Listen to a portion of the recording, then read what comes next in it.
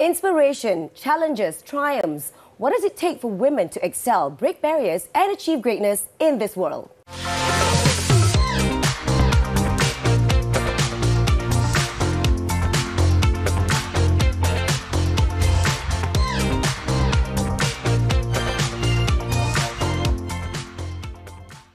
Hello, ladies and gentlemen. Welcome to another episode of Women Talk. We are in season 5. Need to remind you guys that I am Sazzy Falak, your host for Women Talk. Now, for today's topic, I am so excited to introduce two remarkable Malaysian women who've not only paved their way in their own respective fields, but have also become leaders in their own respective fields. So first, we've got Datuk Syafina Slamat. Siapa tak kenal? Hi, Sazzy. Hi, how are you? I'm good, thank you. Yeah. You are a veteran singer, esteemed soprano soloist, highly respected figure in the music education scene. You also teach, you also are a judge for many reality and music programs and such. And just someone that I would say a huge leader in the music industry. Welcome to the show. Thank you. Alhamdulillah. Alhamdulillah. Sikit-sikit lah. Sikit-sikit, banyak. And then we've got Sheila Kanavala. You are a seasoned business development director and you have over 30 years of experience as a business development director in various fields. I mean, she doesn't look it. She doesn't look it. You look like you just turned 30. Thank you. But let me just name a few of those fields. You've done manufacturing, automotive, training, construction, and some others. Yes, that's An amazing feat. And wow, so this is why I'm so excited to have these amazing women on the show with me. Maybe I'll just start off with you, Sheila. Like, how did you start off being a business development manager, director? Like, did it come naturally for you, or was it something that you intended to do, or it just happened and then you naturally just fell into it? I think it wasn't in the plan at all. No? So I started my job back in 1990. Okay. So I worked as a secretary. When you were 10? Not really. I'll tell you my secret later. Oh, please. So you started? I was looking for a career, but at that time I didn't know what to do. But I remember looking at this image, this woman in her power suit, and I said that I want to be that. That was the image. So I asked myself, what can be the platform? So I decided to take a secretarial course in Singapore. At that time, I'm from Johor Bahru.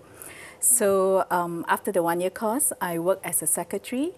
And along the years, I had the opportunity of having very good bosses who gave me the opportunities when I asked and also coached and guided me.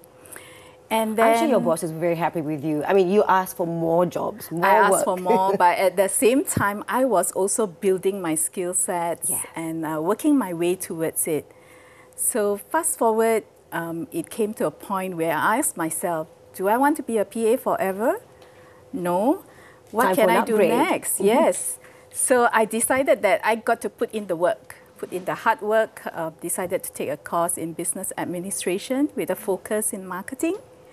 And then that was it. I started moving on. It's amazing because never would have guessed that you came from very humble beginnings. Because when I introduced you, it's like, you know, Sheila, 30 years of experience as a business development manager, director and such within various fields. But then your story just started off with you looking at a photo and being inspired by a power suit. No, by women in a power suit. That is incredible because a lot of times those images are what inspires us in the beginning. Yeah, and I'm sure a lot of young female singers were so inspired after have watched you on show or watched you on performing or singing.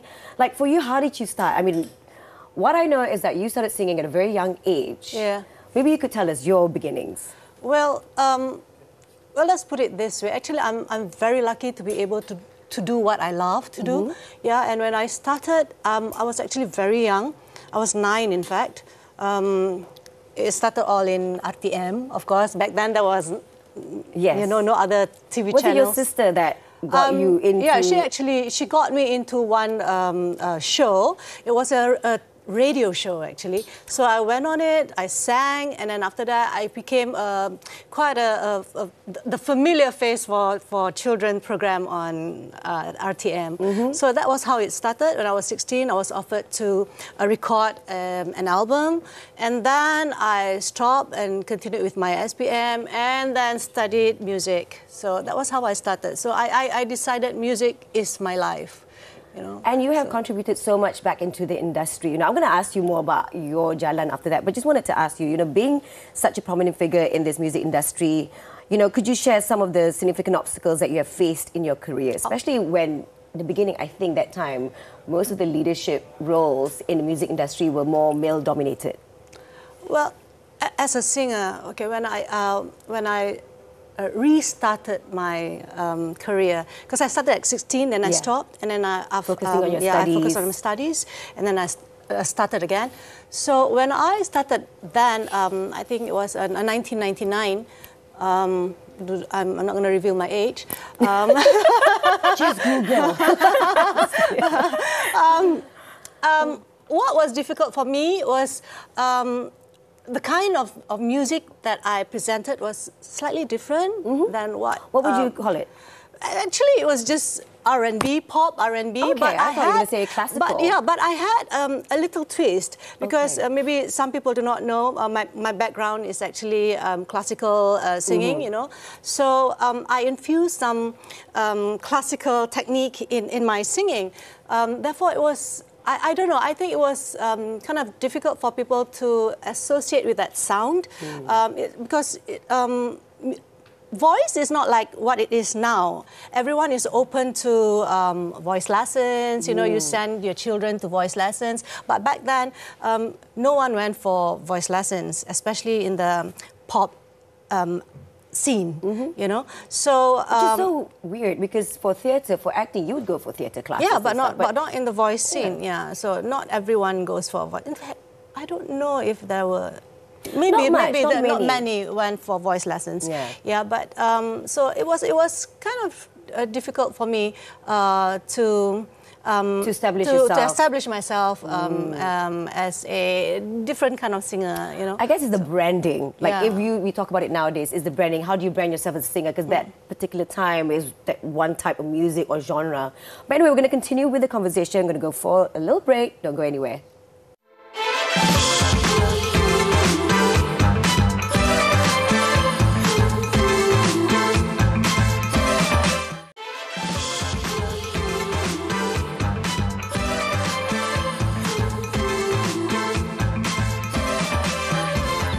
Welcome back to the show. So the earlier part of the show, I got my guests to break down how they started in their own respective fields and excelled. So, and just now we're talking to you, right, Shafinas, and you were mentioning about how you got started and everything, and then the challenges that you faced. But the thing is, you've just been such a prominent name in this industry. I can say that because as me being a host and emceeing a lot of events, there have been many times when I emceed an event and you were the guest singer. And it's always people do want Shafinas, especially huge corporate dinners and such. So that means your name has stayed very, very strong, you know. And how do you keep yourself motivated and energized to continue performing and teaching and doing what you do with such passion all these years? Maybe you can share with us. Like I said, I'm just very lucky to be able to do what I love.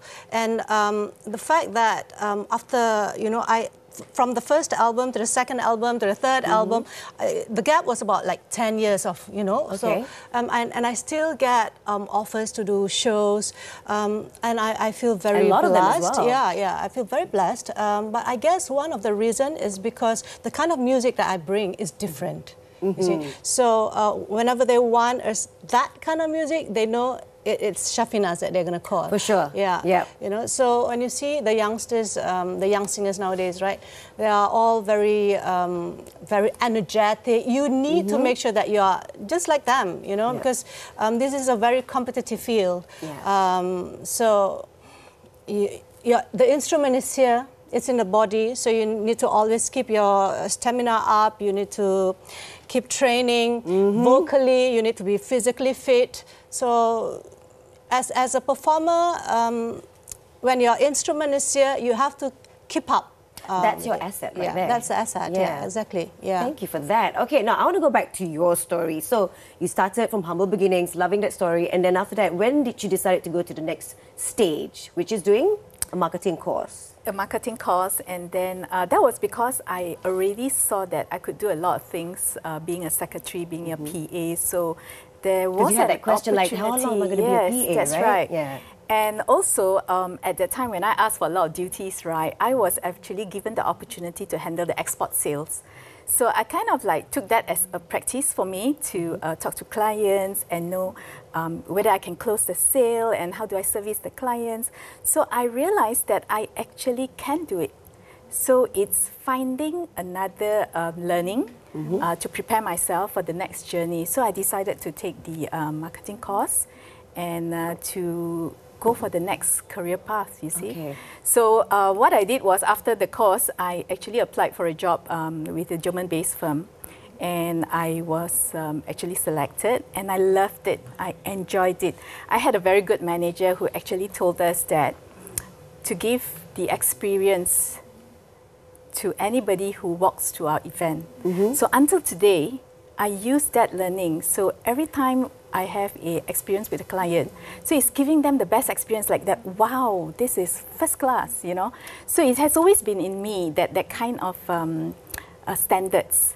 Yeah, and this energy you have is just so powerful because, like, you know, it started with you looking at a photo of a woman in a power suit, and then you went like, okay, I know I can achieve better, and then you did what you did, and then you moved on, you know? Like, where did this, what kept you going? I know that was the first inspiration, but what kept you going after that? The marketing, this, because you know what, in this day and age, a lot of times people, when they are faced with challenges, they tend to want to give up. So give us something.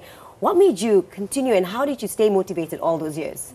These years? I think it's also about, like, because I want good things for myself, I want to take care of myself as well. So in order to take care of myself, I got to really work hard too. Yeah. So it's about marketing myself again and again, over and over.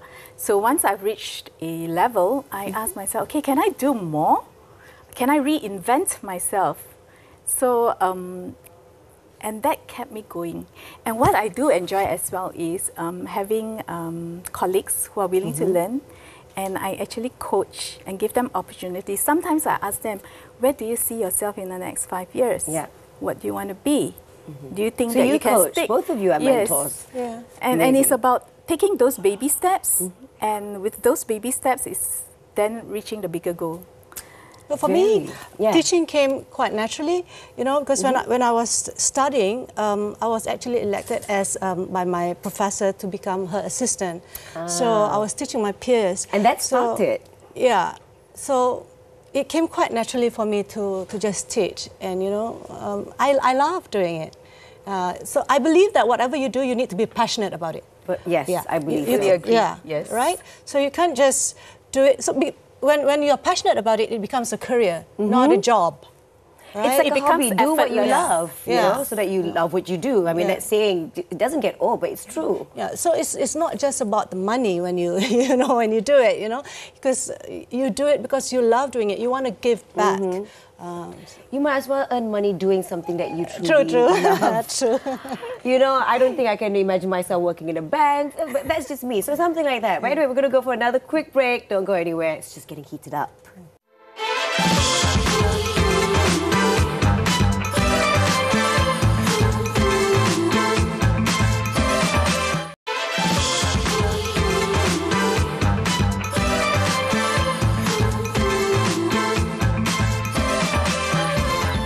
And we are back for the final segment of the show. I can't believe how fast the show goes, you know. Seriously, but thank you so much for all your sharing.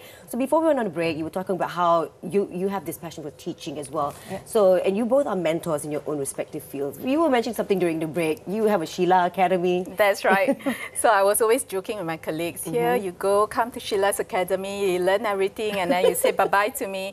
But I see it as something that's very powerful because they are inspired to improve themselves. And when they improve, I feel a sense of achievement as well.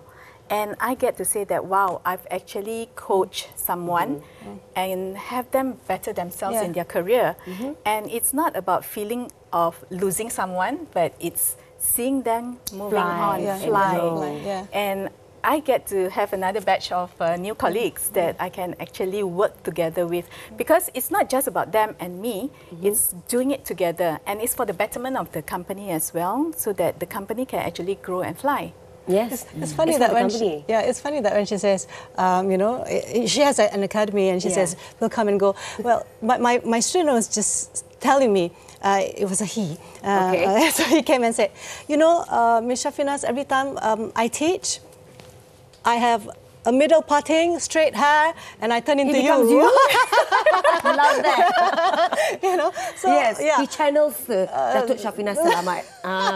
So and I get that all the time. You see, when they say, "Oh, this is Syafina's student," or "This is Syafina's student who is now teaching." So you know, it's a different satisfaction. Like I told you just now, right? It's a different satisfaction when I'm on stage singing, and when I'm seeing my student performing. You know, and when I see my student, they're everywhere. You know, they're at universities lecturing. In fact, you just came from teaching just now on the way. Yeah, exactly. Yeah, so you know, it's a different feeling. The satisfaction is different, but I still feel very satisfied and very happy to see my student becoming who they are now. And that is why both of you are real mentors. I mean, I'm married to a mentor as well. He likes to coach. He's a coach.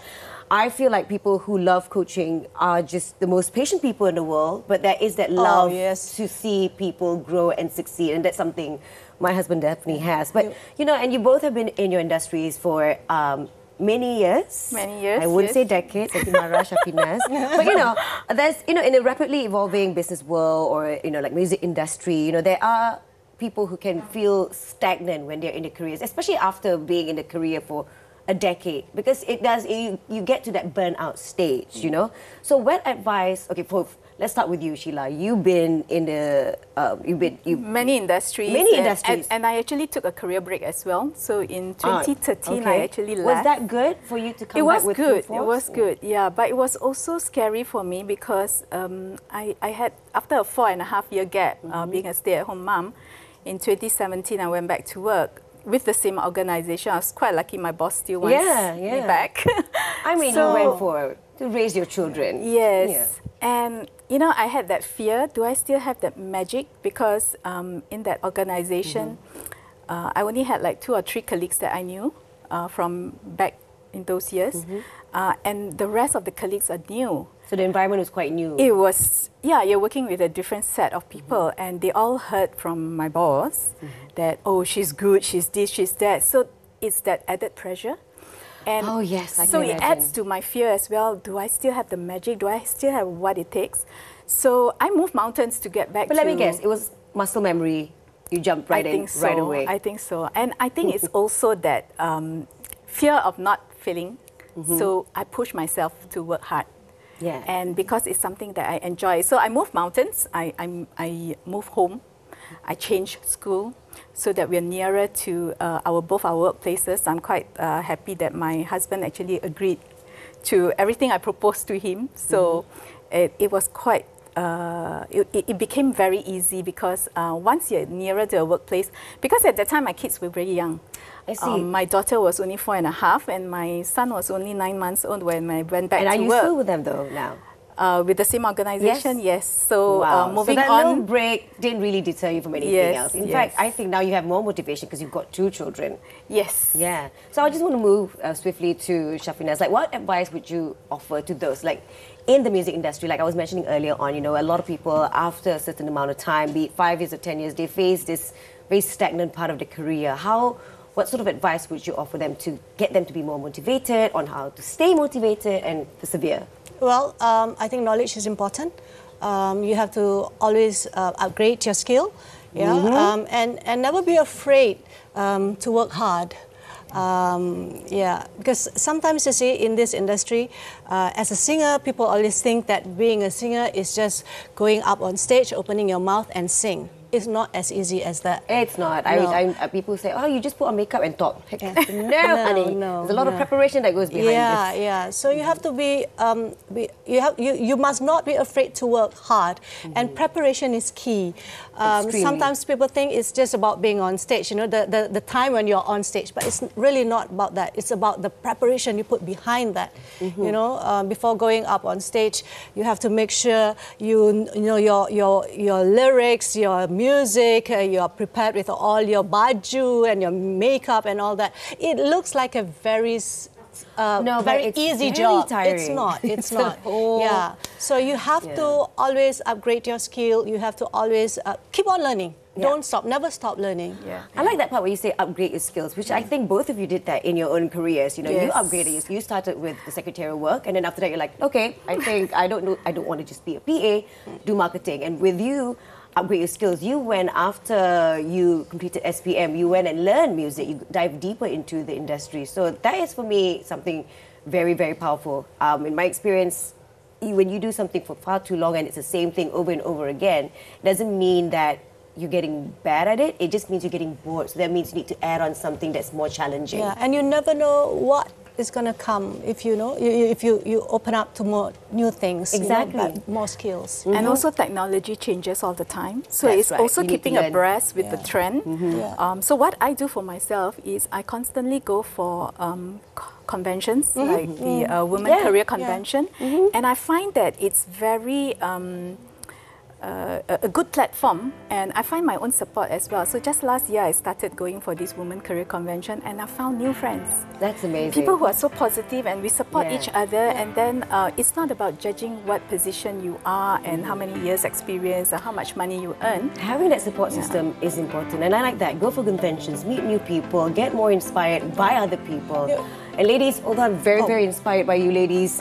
We are done. Yeah, we are done. We gotta go. We still have so much to say. Thank you so much for sharing. Maybe we'll have them again for the next episode or whatnot. But it's been incredible. Thank you for all your sharing.